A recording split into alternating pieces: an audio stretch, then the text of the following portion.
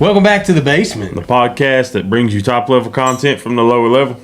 And tonight's episode takes us to a remote farm in Germany. So, a farm where 6 people were murdered. A killer who may have lived in the house before the murders. And possibly stayed there afterward. That's crazy, ain't it? That is. That's how you know you got to be a real psychopath, to just be able to be like, I cleaned the blood up, I'm good. Yeah, right?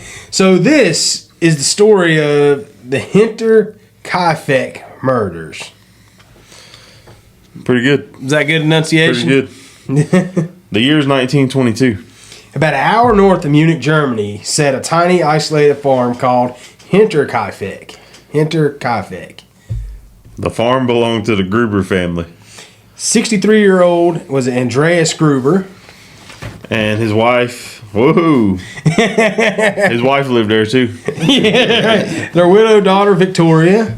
See, you get Victoria, I get Godzilla, or what does that say? Was it Causilia? But see, yeah, but it's got them little accent marks above the A, and I speak Appalachian. I can't say that. Anyway, his wife lived there. But Victoria's 2 children, 7-year-old. Come on, man, come on. And 2-year-old Joseph. So the 7-year-old's got the same name as his wife, Cazalia or whatever. Anyway, also living there was the family's new maid, Maria Baumgartner. You get Maria.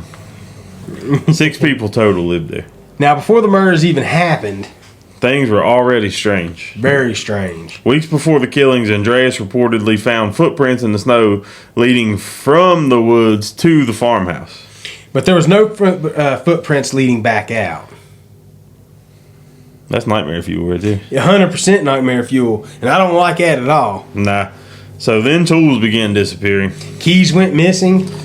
And then family members claimed they heard footsteps in the attic at night. Man, this is definitely... They've made a horror movie about this. Oh, 100%. Andreas even told neighbors he believed someone was living on the property. But despite all that, he never contacted the police. Which feels insane by today's standards, but I guess this is 1922. It'll take them 4.5 days to come out here. Yeah, right. Today, somebody hears one mysterious attic noise, and suddenly they've installed 8 Ring cameras and adopted a tactical German Shepherd. Who's that? I mean, I do have all those things, I guess. But in rural 1920s Germany, life was different. People handled things themselves. So on March 31st, 1922, the family's new maid arrived for her first day. So they must be pretty well off if they got a maid. Yeah, right. Her sister reportedly walked her to the farm. And that was the last time anyone saw the family alive. Days passed. Neighbors noticed something strange. The family had vanished from public life. But smoke still came from the chimney. Animals were still being fed. Someone appeared to still be living there. Which means after the murders, someone stayed on the farm.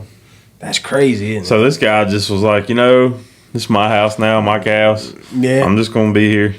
Yeah, on April 4th, neighbors finally went to check on the property. What they found was one of the most horrifying crime scenes in European history.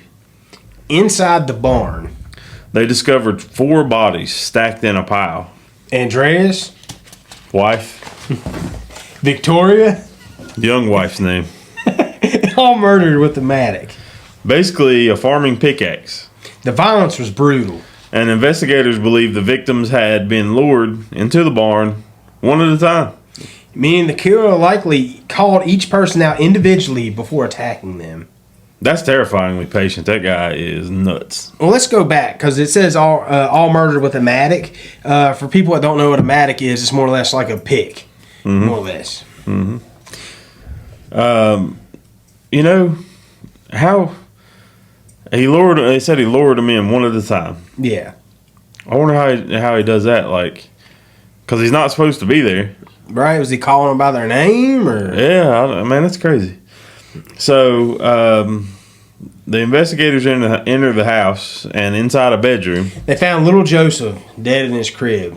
And in the maid room, Maria Baumgartner, murdered the same night she arrived. Boy, that's some tough luck right there. Yeah, right. Now here's where the case gets even darker. Autopsies revealed young Cazalia, the 7-year-old, didn't die immediately.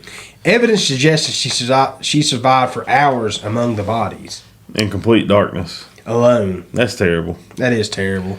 Investigators said clumps of her hair were found in her hands. She had literally torn it out from fear. 7 years old. Yeah, that's insane. That is insane.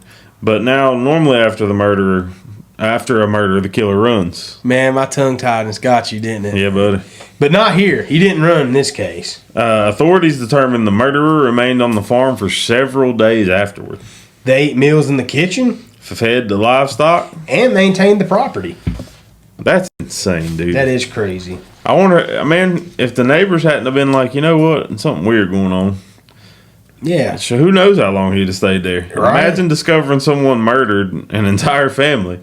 And then hung around doing chores afterwards. That's horror movie behavior for real. 100%. So who did it? That's the mystery. Over 100 suspects were investigated over the years. Neighbors. The travelers. Former workers. Even family members. One theory centered around robbery. That's what I was leaning toward. Yeah. Because obviously, like I said, if they got a maid, they're probably pretty well off. Right. I mean, it was the 1920s. You'd probably have to be well off to have a maid back then. So, but money in the house was left untouched. Another theory involved revenge. Because Andreas Gruber was reportedly abusive and deeply disliked. So, yeah. There's even rumors of incest within the family. Authorities have previously investigated Andreas and Victoria years before the murders. Some believe Joseph may have actually been Victoria's child with her own father. Another suspect was Carl Gabriel. That's Victoria's husband. And he supposedly, though, died during World War I. Yeah. Some villagers believed he'd survived the war and returned secretly. There were rumors he was seen near the farm before the murders. That's a crazy thought. That is. Man, think about that. He's supposed to die in World War I, but now people are saying they've seen him again. I mean, somebody could get away with it because technically he's already dead. Yeah, they've probably already got death paperwork and everything for him. Yeah, right? But no evidence can even confirmed it. So, and then there's the creepiest theory of them all. That someone had been hiding on the property for days. Maybe weeks. Before attacking. And living in their attic. Watching the family. Man, I'm going to tell you right now. It's like, that's one of the scariest types of horror movies when somebody lives under the steps or under the house or in the attic. I mean, I've seen documentaries on stuff that really happened. Like the one guy broke into the house, was living in the attic. And he wasn't like messing with nobody. He was just living because he was homeless. Yeah, right. And then the homeowner had to go up to the attic one day and pulled the thing down. He was up there asleep. That would scare me to death. Yeah. But anyways, he was learning the routines. Yeah, waiting. And what makes the Hinterkaifect murders so haunting isn't just the violence. It's the isolation. A lonely farmhouse surrounded by woods. Strange noises overheard at night. Footprints appearing from nowhere. And the horrifying realization that the family may have known someone was there. But never realized how close to danger they really were. The original farm was eventually demolished. Almost like people wanted to erase the place itself. But the mystery never disappeared. To this day, the Hinterkaifect murders remain officially unsolved. No arrest. No confessions. No definitive killer. Just questions. So it may be somewhere in the woods north of Munich. The truth died with the farm. And with that being said, that's all for tonight's episode of The Basement. I want to go back one real quick. Go ahead. This is 1922. Or Right. 22. 1922. Yeah. I don't believe this would go unsolved in today's time. You think he'd be able to solve it? Yeah, because look how far technologies came. You can't really blame detectives back then. I mean, they pretty much was like Sherlock Holmes. They had a magnifying glass and some tweezers to pick up stuff. That was about it. They didn't have DNA testing. They didn't have all these fancy lights to look for blood and the luminol to spray and whatever. I guess they didn't really need to look for blood, but you get what I'm saying. Yeah, right. Yeah. So I don't know. Maybe if they wouldn't have demolished the farmhouse or whatever, they could have at least, traced it back to. I'm sure he would have been dead, but yeah, right. Anyway, Trying to figure something out. Yeah, that's just a thought, though. Yeah, right. But anyways, if you enjoyed this episode, follow the show, leave a review, and share it with someone who might like it. And remember, if you hear footsteps in your attic tonight, maybe don't ignore them. sleep tight. Good night, everybody. Top level content from the lower level.